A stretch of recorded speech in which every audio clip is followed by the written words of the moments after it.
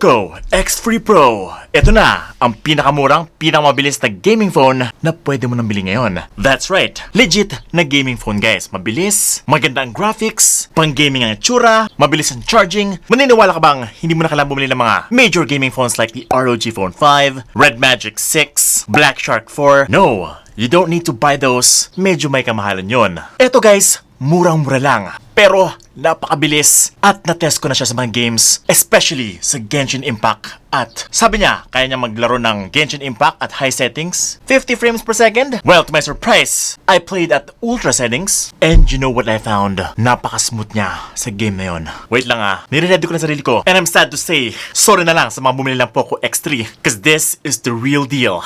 Definitely, mas sulit siya. Pero, wag natin patagalin pa. Mag-unbox na tayo ng Poco X3 Pro. Upload sa Beans, and you're watching Unbox Ladies. Okay, so, standard Poco box. Just like the Poco F1 or the Poco X3, black and yellow ang kanyang color. Very simple box. Ito nga pala, yung frost blue color, 8 gigs of RAM, 256 gigs of internal storage. The box is very high quality. Box pa lang, panalo na. And here we go. Uy! Wow! First time to, itong level of packaging na nakita ko sa Xiaomi. I don't see this sa Xiaomi phones. Meron na siyang, welcome to the Poco family. Yun pa lang, very original, no? Meron ba ibang yellow na gumaya no? No. Kapal na mukha mo! Thank you for choosing Poco. And meron ka bang autograph from the one and only Kevin Q or Chu or basta siya yung head of Poco Global. Sa likod pala is Poco. Boom! Purely yellow ang nasa ilalim niya. I just love yellow. Yellow background. SIM ejector pin. And, ooh, what a packaging. Look at the stickers, guys. Ito ay pang OnePlus na level of packaging. Ganitong klase ay nakita lang sa mga OnePlus flagship phones. Pero meron si Poco. Meron pa siyang letter. Looks like Poco has a mission. And of course, ang kapal naman ito. Poco X3 Pro User Guide. Meron siyang warranty card, makapal din. And yung jelly case. Malaking jelly case, makapal din. At ito na yung phone. Ang ganda. Wait lang. Medyo nahirapan ako huminga. Sobrang mahalas mo sa buhay. Panlasa? Meron pa naman. Nice. Medyo mabigat. Let's check out what else is in the box. Meron tayong USB Type-C cable. Makapal ang kable niya with orange tips. But best of all, maganda ang kanyang pang-wrap sa kanya. Papel na, hindi na yung plastic dati. And of course, the gigantic 33 watts fast charger. Mabilis yan. Pero same as Redmi Note 10. Okay, so ito na siya. The Poco X3 Pro in the flesh. Naka-plastic pa, mga specs ay nasa harapan niya. Snapdragon 860, 120Hz refresh rate, lightning fast UFS 3.1, that is a big one, and of course, 5,000 mAh battery na merong liquid cool technology 1.0 plus. Wow, what a mouthful. Check na natin. Actually, hindi naman ako masyado surprised, no? I know the design, itsura ng Poco X3 Pro. I've done the review doon sa kanyang launch. I know what it looks like. And of course, kamukha niya lang si Poco X3. Pero, it's not only Poco X3-like. In terms of build quality and yung kanyang pagka-solid, di hamak na mas maganda ang quality nito compared kay Poco X3. Very, very solid siya. Sobrang solid niya, guys. I like the feel. I like the bigat. It really does feel very, very premium. Pero, napansin ko pa rin na plastic pa rin yung kanyang likod. Eto sa gitna, plastic na plastic ang kanyang pakiramdam. Parang naging glass siya. Siguro dahil sa matte finish. Take note, gloss sa gitna, matte sa sides. I don't know para sa akin, when I'm touching it right now, it does not feel like plastic. Parang feeling ko talaga metal yung body and glass yung kanyang back. It makes you feel like the phone is very, very premium. Pero nga, plastic yung kanyang build quality, wala siyang mga antenna bands. This is definitely a plastic body. Yung itsura niya is pretty much the same as the Poco X3 from top to bottom, with the circular camera at the middle sa taas and yung Poco logo andito sa baba. Tapos meron siyang parang mga stripes dito. Yan ay signature ni Poco. Nalala niyo yung Poco F1? Meron siyang mga stripe design. Kung nagustuhan mo yung design ng Poco X3, no problem. Pero kung ayaw mo, then wala na magagawa. Same lang sila. May problem lang ako sa kanyang camera. Alam niyo na yan, hindi ko gusto yung camera ay nasa gitna ng cellphone. Kasi tumatama sa mga daliri. And yes, lagi mo tinatamaan yan with your fingers. Lalong-lalo na kapag naglalaro ka ng games ng pagganito. Baka kailangan mo pang lagyan siya ng tempered glass para extra protection. Ayun na naman. But everything else is pretty nice. Okay yung kanyang feel. Although hindi siya pang one-handed, medyo malapad yung phone. Medyo mahaba din. I'm telling you, this phone is quite big. Almost 6.7 inches. Well, if you look at it closely, ang kanyang size is same as the Black Shark 4. 6.67 inch din si Black Shark 4. Pretty much the same size as the ROG Phone 5, 6.7 inch. And yung shape ng katawan niya, yung lapad, yung tangkad, ay pang gaming phone talaga. They really made it to be a gaming beast. Di lang talaga siya optimal for this position because of the cameras. Speaking of the camera, meron siyang 4 na camera. 48MP AI Super Camera, Sony IMX582 sensor yan. Meron siyang 8MP Ultra Wide Angle Lens, 2MP Macro and 2MP Depth Sensor. Andito yung LED flash, designed by Poco ang nakalagay dito sa baba. Check na naman natin yung sides niya. Sa ilalim, good news for gaming talaga. Meron siyang headphone jack. Oh, by the way, meron siyang high resolution audio supported 24-bit 192 kHz of audio quality. And up next is the USB Type-C port, microphone na medyo malapit sa speaker. And yes, meron pa siyang isang speaker sa may earpiece. So, dual speakers, stereo speakers. Sa itaas naman is yung kanyang light sensor. Meron pa dito isang microphone and yung IR blaster. Sa right side naman is yung kanyang fingerprint scanner. Wow, sobrang kapal naman itong phone na to. O pala, fingerprint and power button to. And yung volume rockers niya is nasa taas. Sa left side naman is yung kanyang SIM tray na merong dual nano SIM card slot plus micro SD card slot for expandable storage up to, wait for it, 1 terabyte. Wow. Medyo malupit yun. 1 terabyte. So, kung marami ka talagang files, may ka mag-download ng mga movies, videos, may ka mag-vlog, take pictures, this has got you covered. Bumili ka na lang ng 1 terabyte micro SD card. Speaking of storage, UFS 3.1 na pala to. I will cover that in a bit. Pero nga, that is mabilis na storage. Para kang nag-upgrade from hard drive to solid state drive. This is a big jump from the Poco X3. I-check natin mamaya kung gaano siya kabilis. Okay? Okay, so, nabuksan ko na siya. Ang tanong, since Pro version siya, AMOLED na ba? Sad to say, it's still the same as the Poco X3. 6.67 inch, 1080p, IPS LCD display na merong 120Hz refresh rate. But wait, merong isang difference. Mas durable ang kanyang display. Corning Gorilla Glass 6 compared sa Corning Gorilla Glass 5, which means, ito, ang difference niya. Si Corning Gorilla Glass 6 ay pretty much the same as the Corning Gorilla Glass 5 in terms of scratch resistance. According kay Corning, mas mataas ang kanyang survivability rate compared kay 5 after multiple drops, no? So kung palagi mo nahulog yung cellphone mo, at kahit mataas, kaya niya pa rin mag-survive. Ayaw kong i-test ngayon kasi syempre, review pa natin to. Pero that's the main difference. Drop resistance. Ayun. Oh, by the way, IP53 rating pala siya. Splash proof, not waterproof. Syempre, pwede siya matalsikan ng zone rocks, tubig, at magiging okay pa rin siya. Pero ayun na nga, wala pa rin siyang AMOLED display, which is medyo, I don't know. Siguro medyo pricey ang AMOLED display. Gusto na lang ipasok talaga yung Snapdragon 860 dito eh. They totally went for speed over image quality. Ang ibig sabihin dyan, IPS LCD, not the brightest display. Medyo dim sa labas, pero meron naman siyang sunlight mode. Up to 450 nits of brightness. Medyo mababa lang. Medyo dim din kapag view sa sides. In terms of image quality, medyo average lang yung display niya. Ang hindi average is yung kanyang 120Hz refresh rate. That is the selling point. Meron bang 120Hz refresh rate sa mga games? Yes, meron na. Magkakaroon na si League of Legends Wild Rift ng 120Hz refresh rate support. That's right. Meron siyang 60 and 120 FPS support. So yes, this is the perfect time to be buying a 120Hz refresh rate display in 2021. At oo, sasabay na si ML yan. Si ML kasi, nangungopy lang yan talaga eh.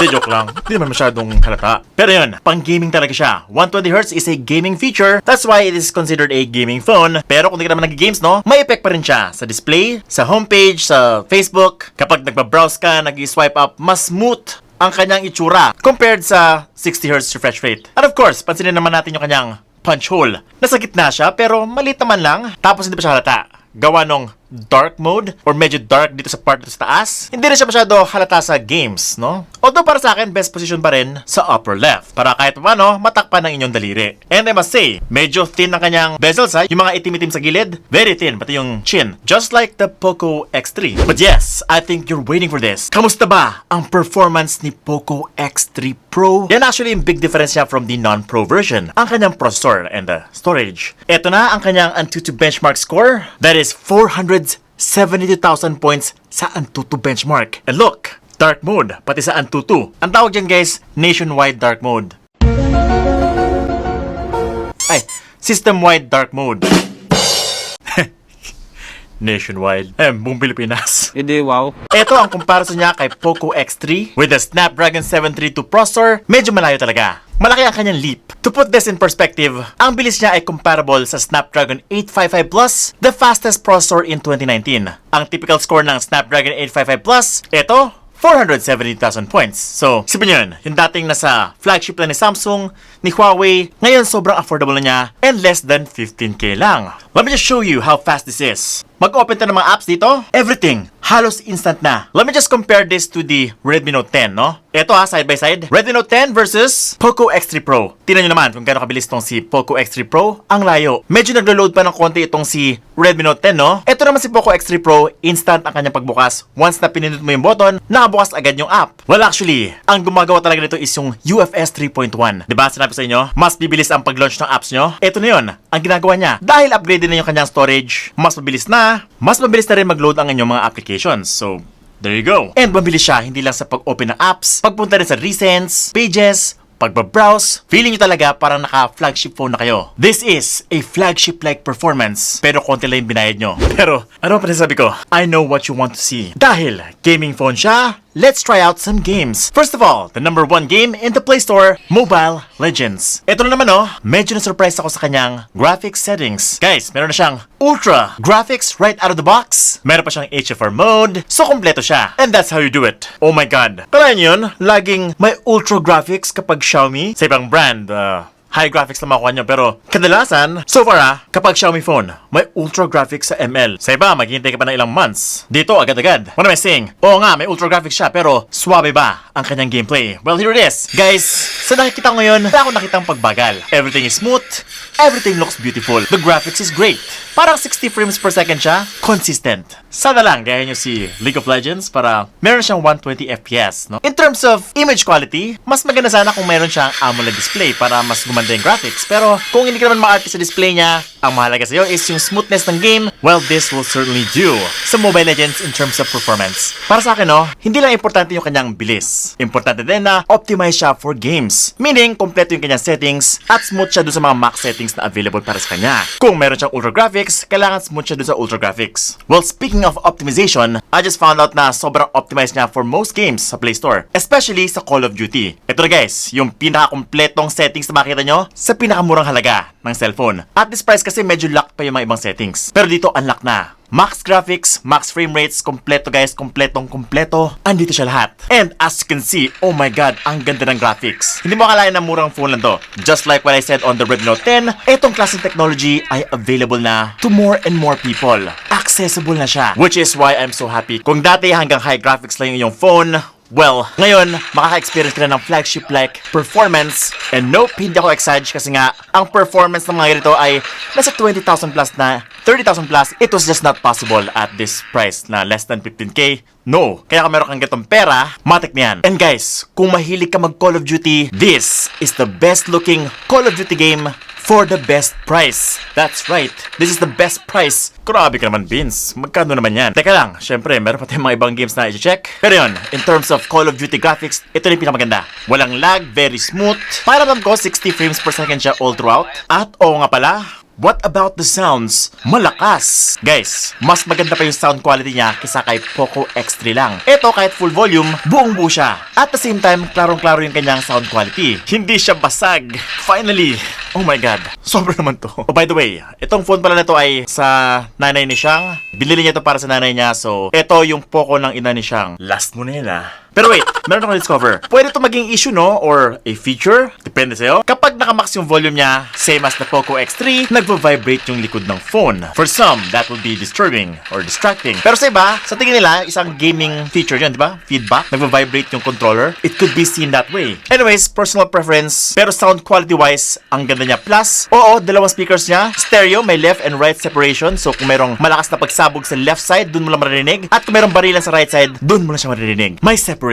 So, yeah, stereo speakers. Okay, wait. Bago tayo pumunta kay Genshin Impact, you need to see this. Asphalt 9 mo na, no? Alam kong hindi ganun kasikat si Asphalt 9. Pero, pinupush niya kasi yung graphics nung smartphone. And as you can see, very, very smooth siya. Even at the very highest settings of this game. Akala mo, PC game. Parang Forza Horizon. Ang ganda ng graphics. The lighting, the background, the car, it just looks so good. And up until now, hindi pa rin pinagpapahusan tong Poco X3 Pro. Isn't there any game in the Play Store na pagpahusan naman siya? Well, there is one, and it's Genshin Impact. Nung nireview ko si Poco X3 a few months ago, medyo naglalag siya even at medium settings. Kasi hindi pa rin niya kaya si Genshin Impact at medium settings. Not powerful enough, pero si Poco X3 Pro, guys, minax ko siya in ultra settings ko. At ganito yung kanya itsura. Sobrang playable. What? Although it's not really, mataas yung frames, I could still see na medyo naglalag siya ng konti dito. Sa high settings talaga siya pinaka-smooth. Almost 60 frames per second. Pero kasi, if nagagawa to ng cellphone nyo, matindi ang kanyang performance. Sobrang beast na talaga to. Ako na nagsasabi sa inyo, wala ibang phone out there that can play Genshin Impact this smooth